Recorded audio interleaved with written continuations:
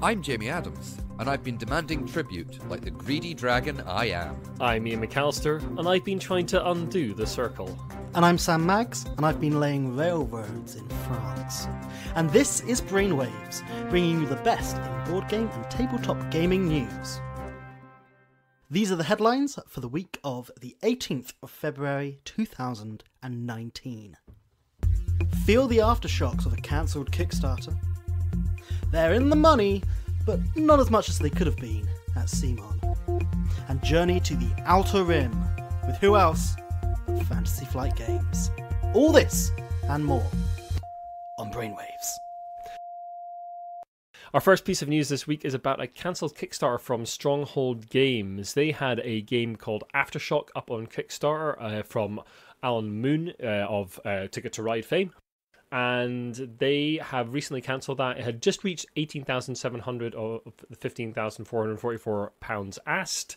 And the reasons they seem to have cancelled it are a little bit nebulous. What seems to have happened, there's been a bit of backlash from people who were fans of a previous game called Aftershock that had various similar sort of disaster theming to it. And the name confusion was causing a lot of problems. There was a lot of outrage from those fans that this wasn't the game they thought it was, and Stronghold were getting a lot of sort of heat off them. Stronghold's statement of why they cancelled the campaign is, while the campaign funded, the deluxe edition upgrades and their associated costs weren't resonating with as many people as we had hoped. We're going back to the drawing board, rethinking how to give Aftershock its best shot at doing well. Our next step could be a revised Kickstarter with different reward levels and perks for backers, or perhaps we just go straight to retail. Now, the Canadian company behind the other Aftershock, called Pack Sims, have put out a sort of statement on their site of exactly what happened. They weren't exactly angry with Stronghold in any way or form, they just wanted resolution as to the similarities between their two games, certainly thematically, but not mechanically. And that does seem to have now come to a conclusion. Steve Bonacore of Stronghold has got in touch with Pack Sims and has offered to change the name of their Aftershock into a different game, and no doubt we'll see what that name is going to be somewhere down the line. It's just one of those things that happens, I guess. There's a lot of games out there. There's bound to be the occasional sort of crossover, crossing the streams of different releases. What do you think of this, guys? I think this is fair enough, to be honest, that actually there was confusion out there, and are people funding something that, fair enough, in all honesty, read the Kickstarter page, read everything, watch all the videos before pledging your money, but is it misleading, deliberately or not, whatever, you know, and actually if they're cancelling it to essentially rebrand the game and give it a different theme, just to make that confusion clearer, you know, I think that's fine, really. You know, that people aren't going to spend any money on this, you know, people aren't losing money on this, that it is just saying, our bad, we're going to go back to the drawing board. You're still going to get essentially the same game, so if it's the game you like the look of, that's what you're going to get. It just won't be called this, it maybe won't look like this. I think that's cool.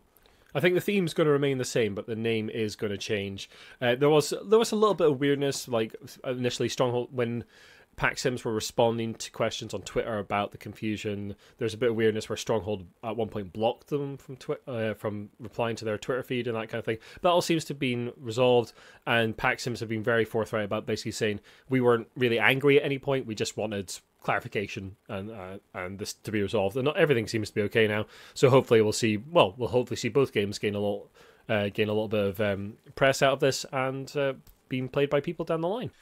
Late last year, we reported that Cool Mini or Not profits had taken quite a slump in the 9 months of 2018. However, they've just released a preliminary statement, and it seems that for the fourth quarter, their profits have significantly increased. In the third quarter last year, they lost over $4 million on sales of $2.3 million, pulling its 9-month results down to a loss of 4.1. Sales were down over 30%, but it's looking good. It's not going to be as profitable as 2017. What Cool Mini or Not are saying is that the improved results in the fourth quarter they're putting down to them shipping successful Kickstarter projects, and people are finally getting what they've backed and promised. So they're seeing a rise in expectation and profits. And Cool Mini or Not are really making headway in the board game industry right now. You know, with their fantastic Kickstarters, even with their smaller things, publishing games such as Railroad Inc., which has done superbly well in the last couple of months. It is good to see them climbing back up there and not, you know, just crashing and burning. Not that they would crash and burn, but it's nice to see that they're still there. Indeed. I mean, you know my dislike of big box miniature-focused games that we see a lot of on Kickstarter, but I don't bear Cmon any ill will. It's good to see a company still producing that kind of game. A lot of people love them. I don't particularly, but that doesn't matter because a lot of people really like those kind of games. You've got your dislike of big box miniature-based war games on tiles, but it's nice to see that even though a company is called Cool Mini or not, and that may be their original raison d'etre, seeing them produce games like Railroad Inc. is a nice using that step. money to produce smaller things is really cool to see them doing smaller games as well. We'll see what 2019 brings for them. Sam, I believe you sense a disturbance in the force. I do. And who best to deliver this news than me? More like a disturbance in his wallet, I think. Probably not this time, honestly, and I'll tell my reasons for that in a minute. But anyway, what we're referring to is Fantasy Flight's announcement of Star Wars Outer Rim. This is a game of bounty hunters, mercenaries, and smugglers for, interestingly, 1 to 4 players. And caught that. Yeah. So this is... You're playing bounty hunters, you're playing mercenaries. They're all characters from the films of the expanded universe, so you can be Boba Fett, Han Solo, Lando Calrissian. Dr. Aphra is in there, who's a really cool character from the comic books. It was nice to see them expanding her a bit more. Bit of a fan favourite, and she's cool. And essentially, if you played Firefly, the board game, or Merchants and Marauders, or Zaya, those kind of things, a bit sandboxy, go out, steal bounty, or do legal jobs, illegal jobs, game points, win the game, kind of thing. You get the idea. Build your ship, upgrade your ship, people get bounties on their heads, you can go and kill other players or steal people's crew and things like that. Usually pretty good fun. I've played Firefly quite a lot. I've actually had a 7-player game of Firefly, which I don't recommend. Yeah, you mentioned that before. That must have taken a while. Don't recommend it. It wasn't particularly fun, to be honest. Merchants and Marauders I've only played once, but kind of like it. It's fine. I know, Jamie, you're a big fan. Ian, not so much. I thought it was okay. Anyway, back to Star Wars. What does this offer? At first glance, not much new, to be honest. The one thing that I really don't enjoy about these games is they scream play interaction, but rarely give it to you. Like, you're flying around doing all of these jobs, and it's like, okay, so can we, team up on a job? Can I screw you over doing your job and stuff? And very often the answer is no, not really. Whether this one's gonna have that remains to be seen. It's already said that, other players' characters can get bounties on their head, and you can maybe go and kill them or strike a deal so they stay alive and things like that, but hey, my experience of that in the Firefly game was that it didn't really provide much interaction. You were very much sort of... It wasn't worth going after those people. You were very much hoping that you could do your thing before anyone else, pretty much. The Outer Rim board, I have to say, does look quite nice. Instead of your standard triangular board, it seems to be a slightly modular, not semicircle. Standard triangular board. Shut up. I didn't know whether I should leave that or not. I'm going to stop. I'm going to start that again. What games have you been buying? Because I have never seen a standard triangular board. Shut up. I think that's the name of the podcast. Standard triangular board. Star Wars Outer Rim's board looks very interesting because instead of the usual rectangular board, we have a semi-modular crescent shape, which appears to be the different planets. Reconfigure it how you like, depending on when you play. So it can add that little bit of extra frisson to the game, whereas a game like Merchants and Marauders or Firefly have their fixed places. Maybe it's going to be amazing.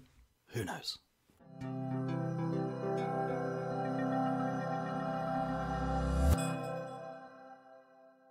And our first piece of news is a bit of recruitment for Inside the Box Games down in London. They are looking for some summer interns. You'll find a link in the show notes to the form you need to fill out for that. But yeah, they are looking for a few summer interns to help them in games development.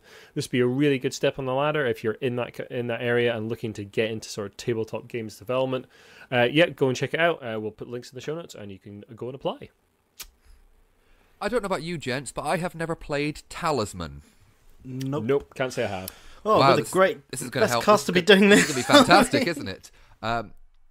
Talisman, a very classic, almost dungeon crawl style game originally from Games Workshop, and then published by Fantasy Flight during the Fantasy Flight Games and Games Workshop long partnership, which spawned games such as Forbidden Stars, wealth of Warhammer 40k RPGs, and Fury of Dracula. Fantasy Flight and Games Workshop parted ways with their joint license several years ago, and rumours have been floating around about who's going to take what game. For example, WizKids has recently published Fury of Dracula 4th edition, and Pegasus Spiel have had the license to publish the Games Workshop games since last year or something like that.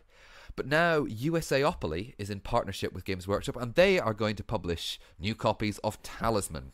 We're not too sure whether it's actually going to be Talisman or not, because what they say is they're going to create similar Magical Quest games featuring licensed properties. What does that mean? Harry Potter Talisman? Well, it depends on what licenses that USAopoly may hold. We've seen USAopoly put out Warhammer 40,000 Monopoly. Now, they may have part of the license for that, but we could be seeing them reprinting Relic, which I believe was Talisman in Warhammer 40,000.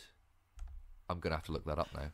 And ultimately, it's this kind of roll and move adventure game where you move around a board and draw a card and see what happens. And why couldn't that, frankly, go over to Harry Potter or go over to, hey, you name it, and that would They've got the Rick and Morty license, for instance. And Rick and Morty Talisman. Yeah, and it's that kind of thing, to be honest, that people would grab up and go for. Yeah, totally. And it's... Especially if it's quite straightforward, quite simple to pick up, then that could be a very good move for them. And I know WizKids they're producing like a couple of Age of Sigmar board games as well. They've got one announced. Can't remember the name of it off the top of my head. But yeah, it seems like GW are spreading themselves a lot thinner across the board game sphere. They're not giving their license to one company like they did with FFG. A lot of different companies are getting different things to play with.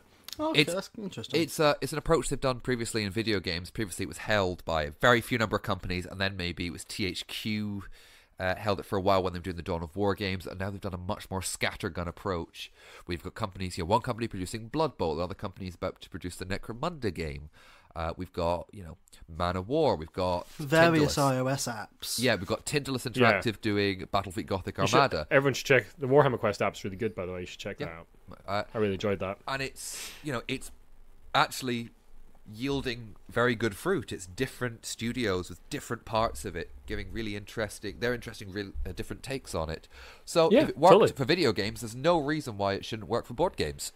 No, totally agree. I think it seems like a wise strategy from them, and it means they'll reach a much wider audience, which is great, because a lot of people won't buy a Fantasy Flight game just because it's Fantasy Flight. So if you spread yourself a bit thinner, you're less likely to come down to that sort of publisher hate thing that you get with some people. Plus they've already done it with the role-playing games as well. They've got Ulysses Spiel doing Wrath and Glory, which is the new Warhammer 40,000 RPG. And we also have Cubicle 7 doing Wifrip 4th edition, and also printing the new Age of Sigmar role-playing game. Yeah, indeed. But Sam, I hear you're a Sushi Pro. I'm the dedicated cast Sushi Pro. Gamewright have announced Sushi Roll, knocking out of the park with the name of the game.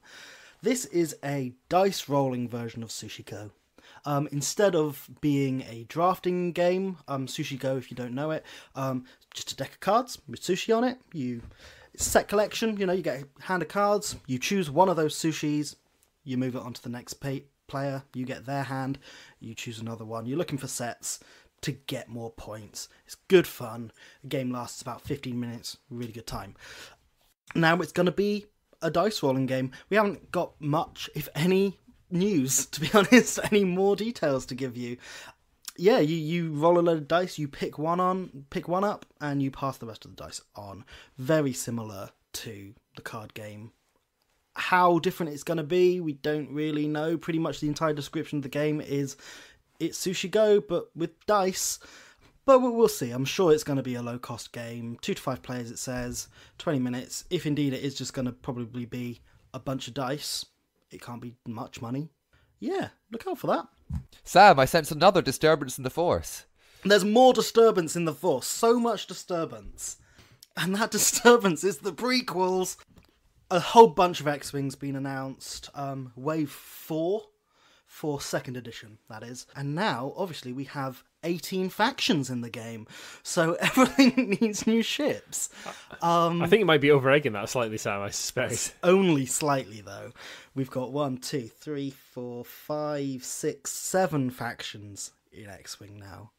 I think I'm right there. Oh, wow. And I remember people slagging me off for saying that I liked Star Trek Attack Wing, and the problem was there were too many factions. We finally get it. Young Anakin Skywalker in a Naboo starfighter exists in the game. Now that is pod racing. He can barrel roll. Oh, he can barrel roll like the best of them. Naboo starfighter's legit, like, I think, one of the nicest spaceships ever designed, though. It's great. It legit is It amazing. is beautiful. You can't knock the visual design of the prequels, quite frankly. They had some good design in there. Anyway, Wave 4, we're getting Naboo Starfighter, we're getting the Millennium Falcon again, because they just have to re-release this for 2nd edition. A nice repainted B-Wing, which is quite cool, and it looks... That can move. Like it moves around, which is really nice and cool. Big plastic movement tools and range ruler as well. Yeah, big chunky movement tools. Which don't look quite as nice as a lot of the ones that are produced by third parties, to be honest. The transport that Leia comes down in The Force Awakens, because it appears in Star Wars, has to be in the game, obviously. And it's also got a tiny little pod that I think clips off and becomes its own ship, which is actually quite cute. But, hey, that's some X-Wing for you. Go buy that plastic crack, folks. Sam, you're getting a little bit... You're getting a little bit het up, mate. You just need to chill out, okay? Oh, I just need to sit down, man. I've been Sam, raging about this all day. Okay. Yes, I know. Sam, chill. Okay, Ian, light the candles. Get the smoking jackets. We are taking you over. We're going there. Yep, we're taking you over to the It's nice, been such a long time. The nice, comfy couches of RPG Corner.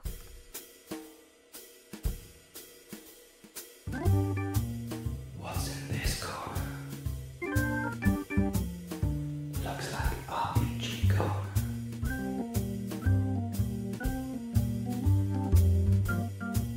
Books and rules.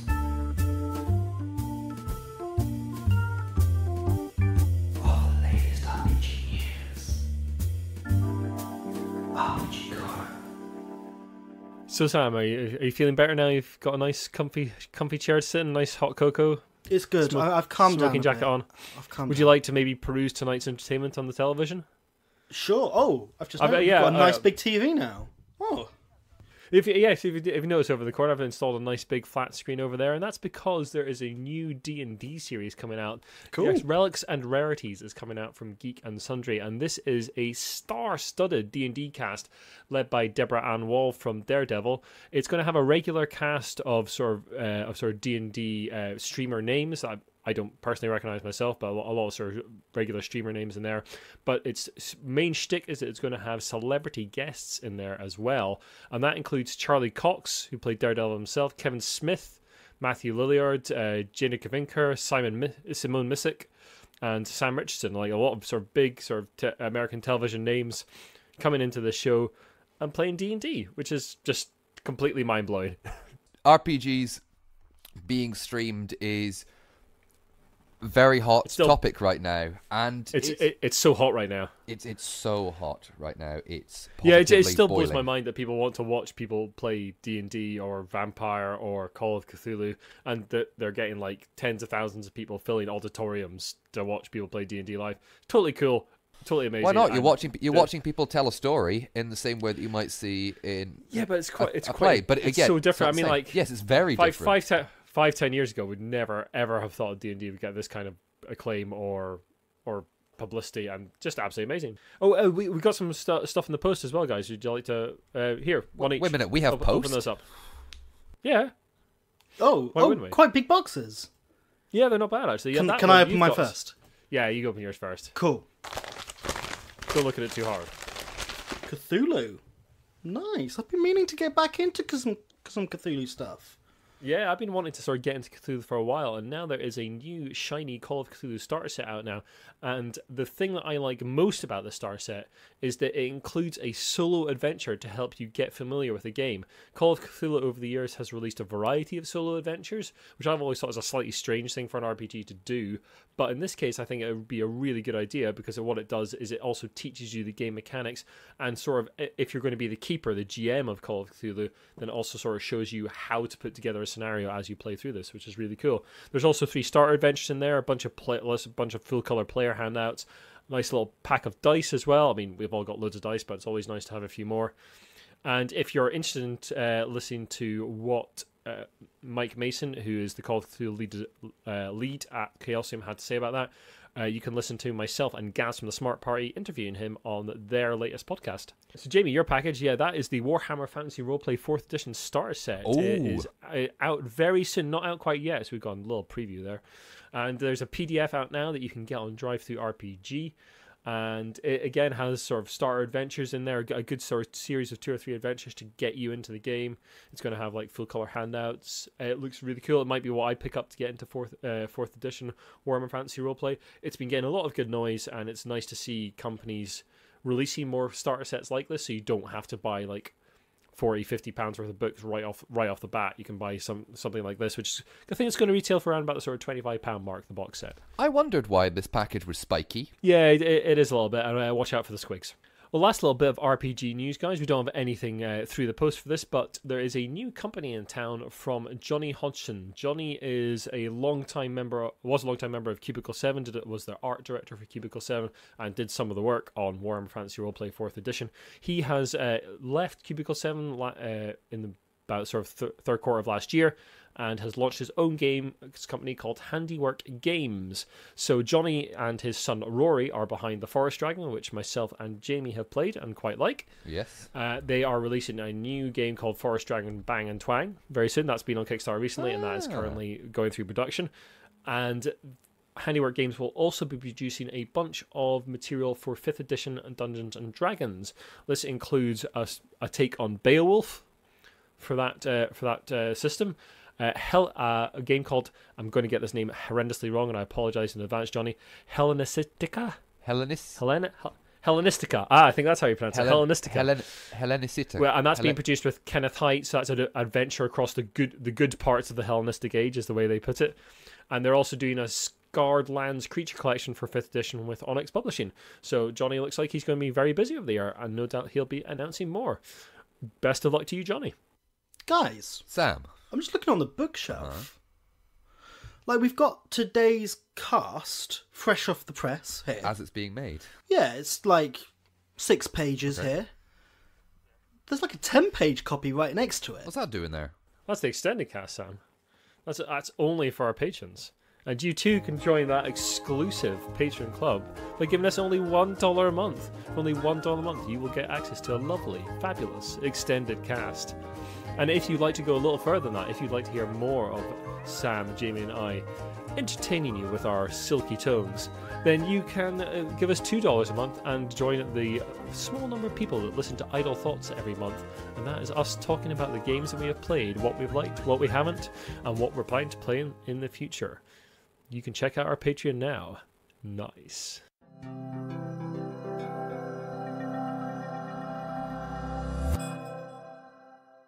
Oh, guys, there's this really cool competition thing I think we should watch. I'm just going to put it on TV. Is that right? I mean, it's going to... Yeah, I'm happy to kind of chill here for the rest of the show, to be honest. It's nice. I know we're not massive sport fans, but have you ever seen dolphins jousting?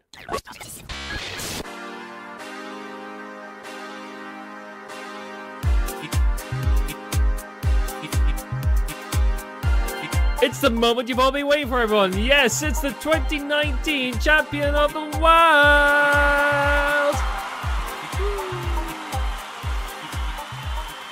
Thank you all so much for coming in to our cornucopia of coaches who have been training their birds, beasts, insects, and sea creatures for an entire year, just waiting to test out their skills on the course we have set for them this year. Jamie, why don't you remind us of all the rules? Thanks very much, Ian. 3 events have been selected, and each trainer has chosen just one of their stable to compete in those events. Specialist equipment has been provided, of course, for those who need it. For example, water lanes for aquatic animals. Once all 3 events have been played, the judges' votes will tell us who has come out on top as champion of the wild. And it looks like things are warming up in the arena. Here come the coaches. Oh, what a variety we can see. You can see a gorilla, an albatross. What? Are those octopuses? Octopi. Octopods. Oh, whatever. With the coaches in, the big screen is lighting up with the 3 events, and they are. We've got the 100-metre sprint, jousting, and a staring competition. Well, that is certainly a diverse range of events. Let's see what the coaches are going to decide on putting forward for day 1 of this competition. Quite a range indeed. The coaches have chosen. It seems we are going to have a dolphin, swarm of honeybees, and a bear. This will be quite a matchup. Right, first up is the 100-metre sprint. Yes, down here at trackside, the competitors are just warming up. A special water lane is in place for the dolphin. The bees are currently being contained in a hive. And the bear, well, the bear's gone to sleep. And they're off. Oh, bees making And a it slow does- start there. Slow start for the bees. Ian, what do you think? I'm paying more attention to the bear. The bear does seem to have woken up. He's having a big yawn, and he's starting to slowly make his way down the But here pitch. comes But the look dolphin. at that Here comes the dolphin dolphin. Here go! comes the dolphin. And spinning and flipping and oh! Oh, it does seem that the dolphin has managed to break through the 100-metre barrier before anyone else. The bees have just gone off into the crowd and are just stinging everyone. They do seem to have got slightly distracted by the ice cream that everyone is holding. And the bear, well, the bear's going there too. And Sam, I believe you're there with the winner? Yeah, I am, Ian, thank you very much. I'm here with the winner of that round. What is it like? How does it feel? My goodness, who knew dolphins could be so impolite? Never heard such language. That was a bit on the nose, or snout as it may be. Anyway, let's move on now to our second event, the jousting. That's right, folks. The coaches are getting into position astride their animals. Not sure how the bees, oh my word. Absolutely incredible scenes down there as the bees seem to have formed themselves into the shape of a horse. And is the coach now putting a saddle on them? That surely isn't possible. Well, we will see what the judges think, because the first joust is on its way. It's bees versus the bear. Oh, that looks painful. Bear kept his pace well, and the bees seemed to scatter when the lance passed through them. The coach went through the bees, and oh, nasty stinging on the way down. First round to the bear. Next up, we've got the bear versus the dolphin. Well, it does look like we have our first gold medal. The coach just could not quite keep his place on top of the dolphin as it bounded from the water lane. The bear did try to catch and eat it at one point, much like a salmon, but thankfully failed, and the bear's coach did manage to keep his balance through that entire encounter and successfully dislodged the dolphin's rider. Well done to the bear. I think that's quite enough of that. Let's go on to the greatest competition yet. The staring contest. No blinking, no looking away, no laughing. Is that what your wife said to you last night? Thank you, Ian. Well, let's take you to our first match, everyone. Bees versus dolphin. How the dolphin will focus on just one pair of eyes, I have no idea. I have no idea either. There's a real buzz in the arena. Not just from the swarm of bees. Now, the adjudicators have asked for complete silence whilst this match goes on. There's a signal from the referee. And they're off. Oh, it's bad luck from the dolphin there. The bees were just too much and it got bored and swam off. Well, that was an indescribably tense match that was sadly not really great radio. It's a shame. The dolphin was going into the staring contest in strong form there. Although it'll be interesting to see the bees versus the bear once again. Now, of course, all animals have been ordered to suppress their natural instincts, but, of course, the bear may have the sweet smell of success in its nostrils. Maybe that's just the honey. Oh, you crack me up. Let's see how this sticky situation goes down. You two really are the worst. That's the signal. And... well, what a shocker. I thought the bear had the game there. But his frantic muzzle grabbing knocks him out, and the bees swarm to victory. Wonderful show there from... oh, wait. I'm just hearing the bear's coach is appealing for adjudication. He wants to know whether bees can blink. I think they might be a while discussing it down there. They seem to be looking up things on their phones. Well, while they're doing that, we'll have a little break. Why don't you come back after the break for the judges' conclusions, as well as the rest of today's events. The hole digging and the beach volleyball. How does a dolphin dig a hole? How do bees return a volleyball, let alone lift it? Stay tuned to find out.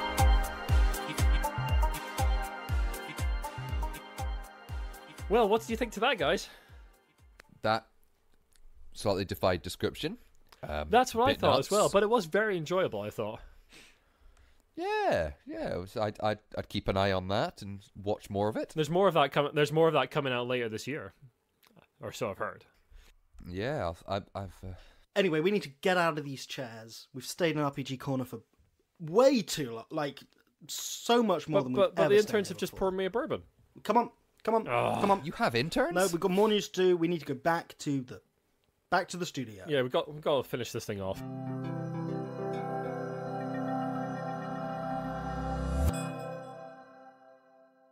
I have sad news for you, gentlemen. Well, sad news for you, Sam. We were unable to find any Monopoly news for this podcast. Oh, the cycle has been broken. Such a finally. letdown. Like, genuinely let down. You also looked, Sam. Don't you dare lie to me. No, it's just a letdown. We all looked for Monopoly news and just wasn't any. No Monopoly Even I news. looked for Monopoly news because I knew you guys would be sad. That's how much I care. Instead of Monopoly news, I bring you ludicrously priced board gaming news. Is it the latest release from Cmon? Oh, sick Is it a burn. £50 piece of terrain from Fantasy Flight? Oh, slightly sick burn. No, it's from Louis Vuitton or Vuitton. Vuitton? Louis Vuitton. Not a designer I've heard of. No. Louis Vuitton has announced they are selling a Jenga set for the low price of 2,500 of your American dollars. Okay. The game Take two. Yeah. Instead of wooden blocks, the game is 54 plexiglass cubes. So plastic. Each one has a Louis Vuitton logo on it. The interesting thing is, it's not marked as a Jenga set. It's not marketed as a Jenga set.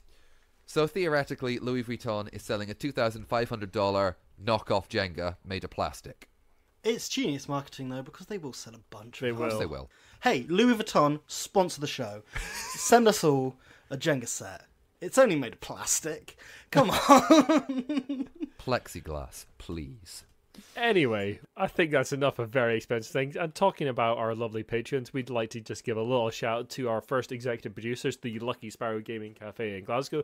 We are going to be visiting those fine folks on the 24th this month and playing games with each other and hopefully some of the patrons there. That's going to be fun. Might record something as well, maybe? Who knows? Sorry? We could record something as well? We could indeed. We could take some Who recording equipment. knows? I believe they might have some on site. We should get in touch with them about that. That could be a laugh. We might take some Captain Sonar or maybe record some Captain Sonar. We should. But also, we'd like to give a shout out to our newest patron, Robin K. Thank you very much, Robin, for your patronage. You will be Thank getting you. the extended cast, and as we Thank you very much.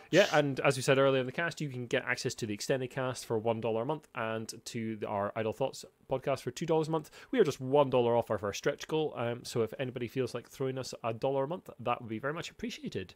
Thank you very much, and thank you all for listening. If you like what you've listened to, then the best way to help us out is to really just share the podcast and drop us a review on your podcast platform of choice. Leave us a review and rating on iTunes, especially if you're there. You can also follow us on Twitter at The Giant Brain, on Instagram at Giant Brain UK, Facebook, just search The Giant Brain. Our website is giantbrain.co.uk, where I post reviews and critique of various things. You can email us, and do get in touch with us. Let us know what you'd like to see on the show, what you'd like us to include in the Brainwaves podcast, or email us questions that you'd like us to answer on the show. We'd like to start some kind of mailbag sort of thing, and it'd be good to get some questions from listeners. So that is giantbrainuk@gmail.com. And we now also have a Board Game Geek guild. We are Guild 3476, or just search the Giant Brain and Brainwaves. Catchy. Rolls off It's the catchy. tongue. Yeah, Kill 3476. I'm going to get t-shirts made and everything. Or totally you should should. just search the Giant Brain and Brainwaves, and I'm going to be doing a bit more blogging on that platform as well, and we will link to that when that happens. Thank you very much, folks. Goodbye.